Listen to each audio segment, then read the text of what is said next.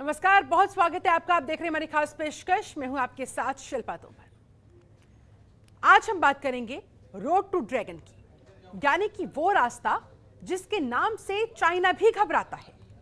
ये all weather connectivity road भारतीय सेना के लिए सबसे ज्यादा जरूरी है। पीएम नरेंद्र मोदी ने साल 2016 में इसका ऐलान किया था।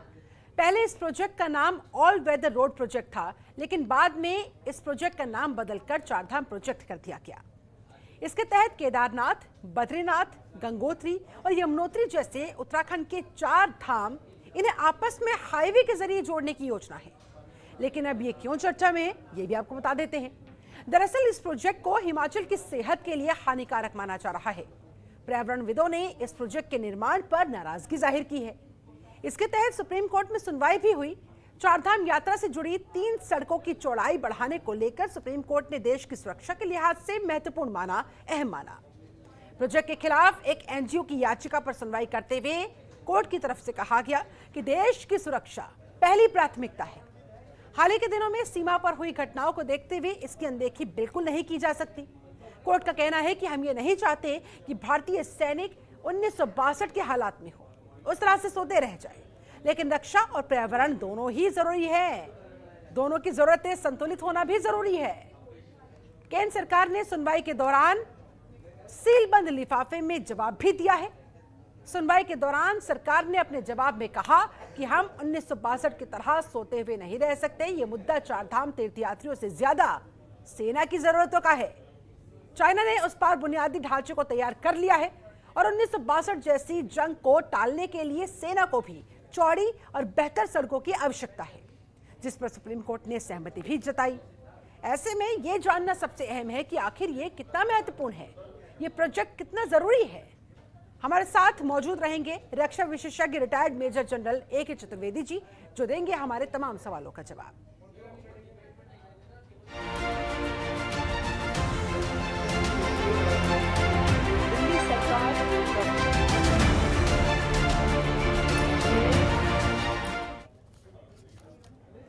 और आइए सबसे पहले जानते हैं कि ऑल वेदर रोड प्रोजेक्ट ये है क्या। ग्राफिक्स के माध्यम से आपको बताते हैं। ये वो सड़क जिसमें किसी भी मौसम में नहीं रुकता है ट्रैफिक। 4 पवित्र स्थलों यमुनोत्री, गंगोत्री, केदारनाथ और बद्रीनाथ को जोड़ता है ये प्रोजेक्ट। इस प्रोजेक्ट के पूरा होने के बाद हर मौसम में चारधाम यात्रा की जा सकेगी। इस प्रोजेक्ट के तहत 900 किलोमीटर लंबी सड़क का निर्माण हो रहा है और अब तक 400 किलोमीटर सड़क का चौड़ीकरण किया जा चुका है। तकरीबन आधे के आसपास काम पूरा हो चुका है। अभी तक 25,000 पेड़ों की कटाई हो चुकी है, जिससे पर्यावरणविद नाराज है। पहाड़ियों के इकोसिस्टम को ध्यान में रखते हुए सड़क की चौड़ाई की मांग की जा रही है। ये सारे कंसर्न पॉइंट्स हैं। और सरकार ने सुप्रीम कोर्ट में क्या जवाब दिया, वो भी जान लेते हैं। चारधाम परियोजना को राष्ट्रीय सुरक्षा से जोड़ा। सरकार ने सुप्रीम कोर्ट में ये तमाम बातें कही। कहा कि 1962 जैसी स्थिति से निपटने के लिए सेना को चौड़ी सड़कों की जरूरत है।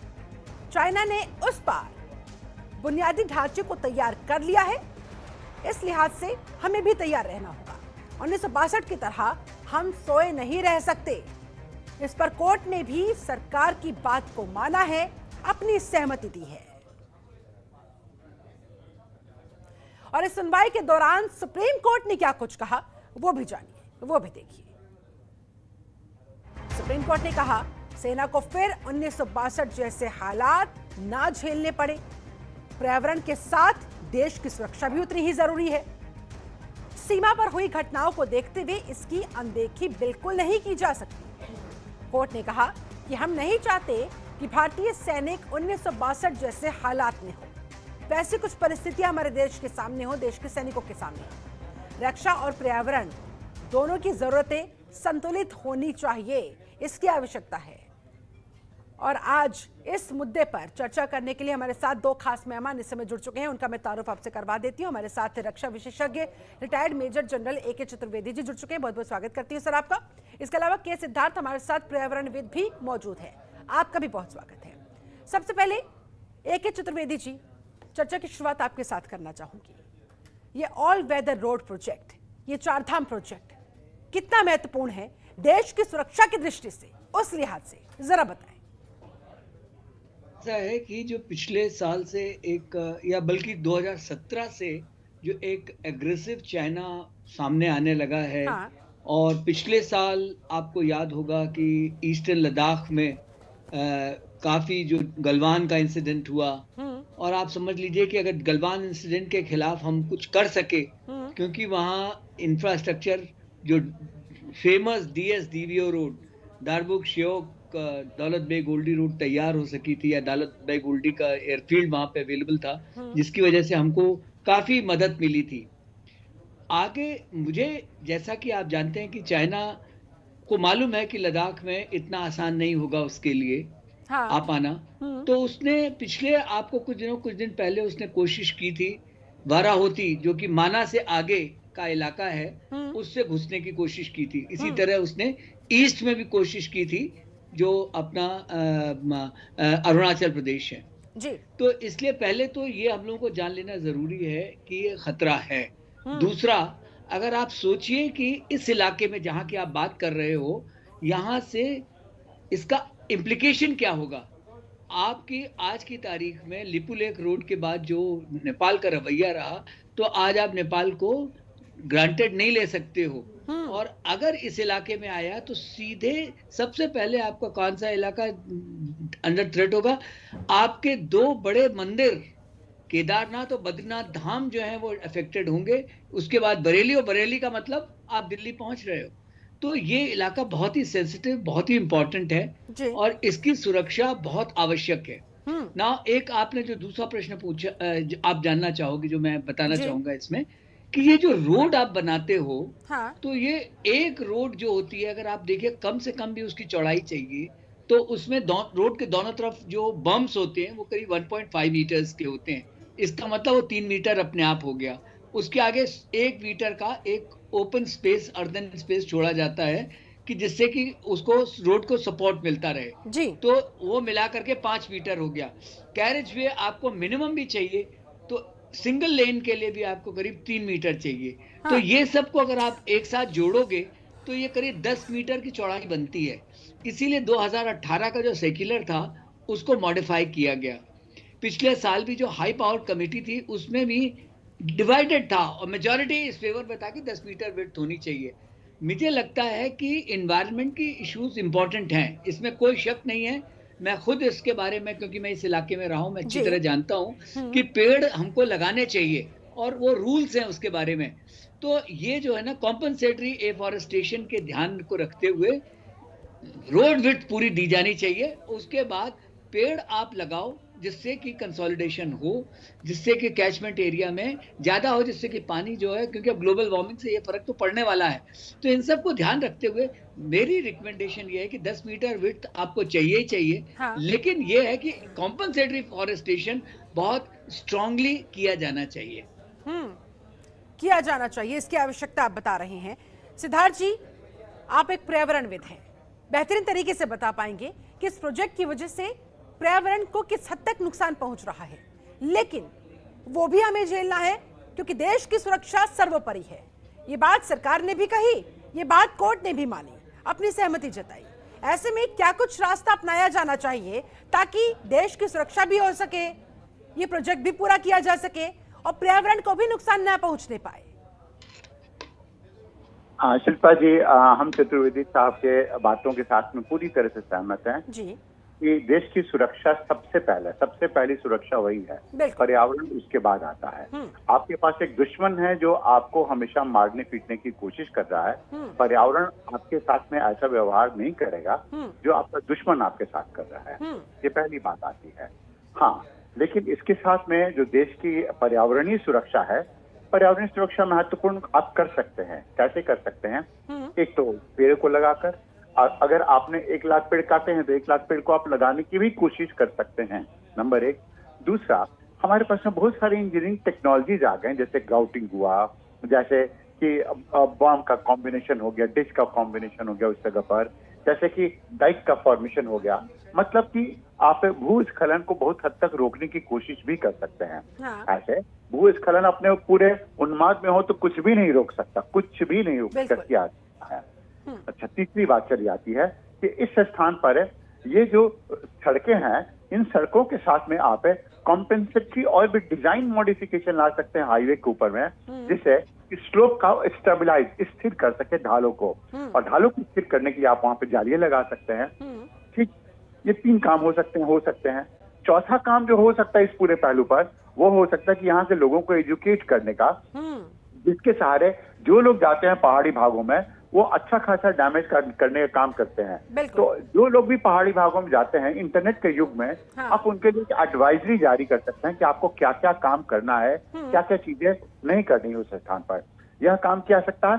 प्रिवेंशन को हम लोग पूरी तरह से ध्यान में ले लेंगे, लेकिन यह रोड बनना जरूरी है, क्योंकि इसी रोड से हम लोग को स्ट्रैटेजिक एडवांटेज मिलता है। इसी रोड पर लोग 4 धाम ही नहीं करेंगे, बिल्कुल सिर्फ 4 धाम पर ही लोग नहीं ट्रेवल करेंगे, यहाँ से टैंक भी जाएंगे, रसद भी जाएंगे, सामान भी जाएंगे, अम्यूनिशन भी जाएगा, आयुध भी जाएगा, हथियार भी जाएगा। और ये अगर नहीं रहेगा तो हमारे गला दबाने में चीन को जरा भी समस्या नहीं होगी, क्योंकि बाउंड्री पार, सीमा पर चीन बुनियादी ढांचा तैयार कर चुका है, पूरी तरह से तैयार होकर बैठा हुआ है। ऐसे में उसी लिहाज से हमें भी अपनी तैयारियां पुख्ता करनी होगी। लेकिन आप ये बताएं सिद्धार्थ जी कि हिमालयन इकोसिस्टम पर किस तरह का विपरीत असर पड़ता हुआ?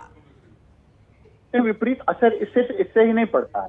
विपरीत असर पड़ता है तो आप हाइडल पावर प्रोजेक्ट में आप डायनामाइट ब्लास्टिंग करते हैं, उससे सबसे अधिक विपरीत असर पड़ता है। आप उन सब चीजों को बनाना छोड़ दीजिए ना उस स्थान पर। आपके पास में 10 और तरीके हैं जिसके सहारे आप हिमालयन इकोसिस्टम को प्रिजर्व कर सकती हैं। हिमालयन इकोसिस्टम में ऐसा भी होता है कि जब अनियंत्रित माइग्रेशन होता है, प्रवसन होता है लोगों का, तो वो लोग नदी की घाटी से हटकर वो जहाँ से रहते हैं ऊपर में रहना शुरू कर देते हैं, और जाकर उस जगह पर अंधाधुंध पेड़ों को काटना शुरू कर देते हैं। इससे पड़ता है। तीसरा पड़ता है कि उस स्थान पर जब आप ब्लास्टिंग करते हैं तो ब्लास्टिंग की टेक्निक आप बदल दीजिए। आपको डायनामाइट की ब्लास्टिंग क्या करनी है, आप काट काट कर सकते हैं उस स्थान पर। और भी तरीके हैं जिसके सहारे कर सकते हैं, लेकिन यह रोड बनना जरूरी है। क्यों? क्योंकि जब तक आपके पास स्ट्रैटेजिक एडवांटेज नहीं होगा तो इन्वायरमेंटल एडवांटेज लेकर अंततः चाइना भी आएगा और वो क्या करेगा, सबका सत्यानाश कर देगा। और चाइना तो बैठा ही इसी फिराक में। चलिए ठीक है, आप दोनों मेरे साथ बने रहे, चतुर्वेदी जी आप भी, सिद्धार्थ जी आप भी। फिलहाल मुझे रुकना होगा यहाँ पर एक बहुत छोटे से ब्रेक के लिए। ब्रेक के बाद लौटेंगे, चर्चा को आगे बढ़ाएंगे, करेंगे जानने की कोशिश कि फिर क्या आखिरकार ऐसा रास्ता अपनाया जा सकता है। टेक्नोलॉजी की बात कही जा रही है, तो टेक्नोलॉजी में ऐसे क्या कुछ चेंजेस किए जाने की आवश्यकता है, किस तरह से हम अपडेटेड टेक्नोलॉजी का इस्तेमाल करके इस प्रोजेक्ट को भी पूरा कर लें और पर्यावरण को भी नुकसान न पहुंचे। क्या कुछ ऐसा बीच का रास्ता अपनाया जाना चाहिए, इस पर करेंगे बात। वक्त छोटे से ब्रेक का, लौटेंगे। ब्रेक के बाद स्वागत है आपका।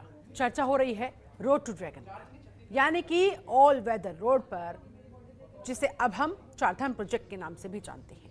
काम तेजी के साथ चल रहा है, लेकिन पर्यावरणविद काफी हद तक चिंतित है, क्योंकि पर्यावरण को इस प्रोजेक्ट की वजह से जो नुकसान हो रहा है। लेकिन दूसरी तरफ सबसे ऊपर है राष्ट्र की सुरक्षा। उस लिहाज से ये प्रोजेक्ट, ये रोड बहुत महत्वपूर्ण है। सरकार ने भी ये बात कही, सुप्रीम कोर्ट ने भी इस बात को माना। इसी मुद्दे पर चर्चा करने के लिए हमारे साथ 2 खास मेहमान लगातार जुड़े हुए हैं। हमारे साथ रिटायर्ड मेजर जनरल ए के चतुर्वेदी जी मौजूद हैं और हमारे साथ के सिद्धार्थ जी भी मौजूद है, पर्यावरणविद हैं। चतुर्वेदी जी, आपके पास आऊंगी।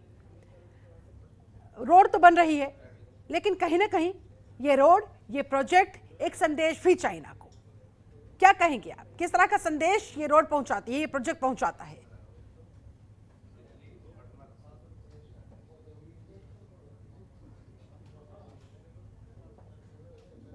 अपने आप में डेवलपमेंट है। हाँ। और जो डेवलपमेंट होता है, डेवलपमेंट का मतलब यही नहीं है कि वहाँ पे रोड बन गई तो अपने आप में डेवलपमेंट है। उसके साथ क्या होगा, गाड़ियाँ आएंगी तो बाजार आएगा तो स्कूल आएगा, लोगों के सेटलमेंट आएंगे।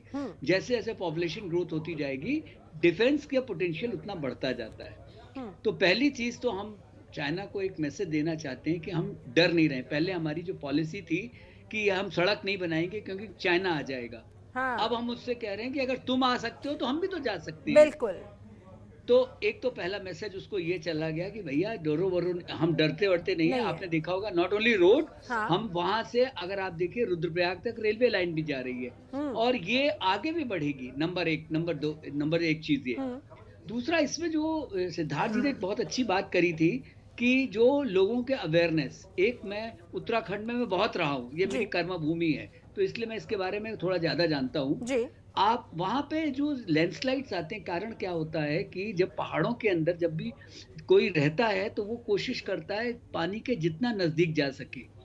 तो जो चश्मे आ रहे हैं नीचे से, नदी में पानी जा रहा है, उसके एकदम बगल में घर बना लेते हैं। उसका उनको क्या मिलता है कि उनको पानी तो मिल जाता है, लेकिन नुकसान क्या होता है कि आगे पानी का रास्ता बंद हो जाता है, तो पानी जमीन में जाने लगता है और उससे जो हाइड्रोस्टैटिक प्रेशर डेवलप होता है, उससे लैंडस्लाइड्स आती है। तो इसमें लोगों में अवेयरनेस जनरेशन बहुत इंपॉर्टेंट है। दूसरी चीज ये है, स्लोप की जो मेंटेनेंस है। एक ये जो जम्मू श्रीनगर हाईवे था, उस पे एक नासरी नाला करके था, तो उसको शैतानी नाला बोलते थे। तो ये जो उस पे एक उसका जो सॉइल स्टेबलाइजेशन किया गया, उसके लिए एपॉक्सीज यूज किए, कुछ इमल्सिफायर यूज किए गए, जाली लगाई गई कि पत्थर गिरने बंद हो गए और आज वहां पे डबल लेन जा सकते हैं। तो दूसरा ये। तीसरा, लॉजिस्टिक बिल्डअप जब अगर होगी तो आपको बहुत आवश्यकता पड़ेगी और मेरा अपना मानना है कि ये इलाका जो है, इसमें हमको बहुत काम करने की आवश्यकता है, क्योंकि ये हमारा हार्टलैंड से जोड़ता है। अगर हमने पहाड़ों को ठीक से नहीं, और जो जहां तक टेक्नोलॉजी का सवाल है, टेक्नोलॉजी आजकल बहुत अवेलेबल है कि जिससे कि हम जो अर्थक्वेक को, जो सिस्मिक जोन की जो प्रॉब्लम्स हैं, उनको हम महत्वपूर्ण पॉइंट आपने यहाँ पर बोला है। इस पर मैं सिद्धार्थ जी आपके पास आना चाहूंगी। मतलब चिंता इस बात की नहीं है कि पर्यावरण को नुकसान पहुंच रहा है, चिंता अभी हमें इस बात की करनी चाहिए कि किस बेस्ट टेक्नोलॉजी के साथ हम इस काम को आगे बढ़ाएं ताकि हमारे एनवायरनमेंट को, वहां हिमालयन इकोसिस्टम को जरा सा भी नुकसान ना पहुंचने पाए। इस पर ज्यादा फोकस किए जाने की आवश्यकता है।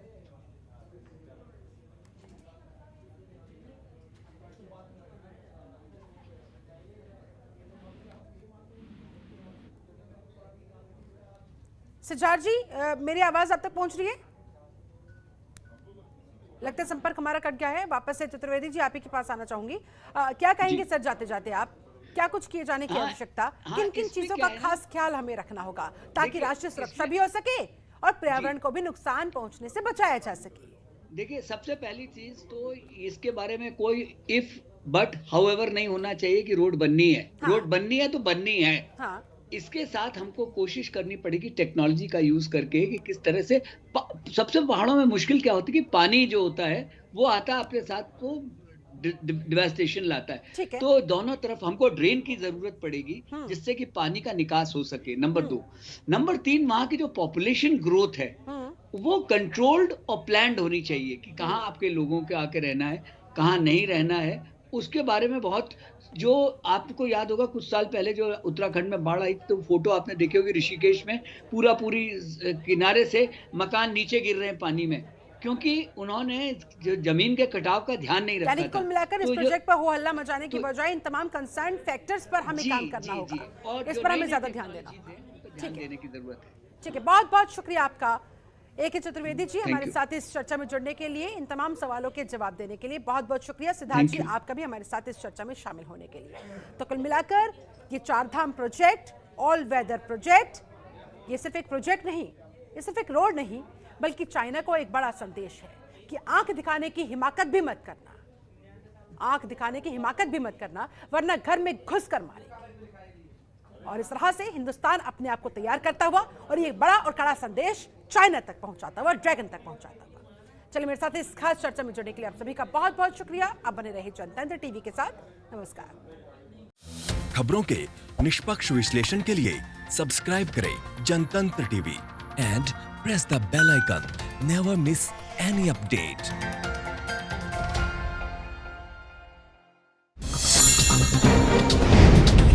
डाउनलोड कीजिए जनतंत्र टीवी ऐप को, जो कि अवेलेबल है गूगल प्ले और ऐप स्टोर पर। अधिक जानकारी के लिए अभी डाउनलोड करें।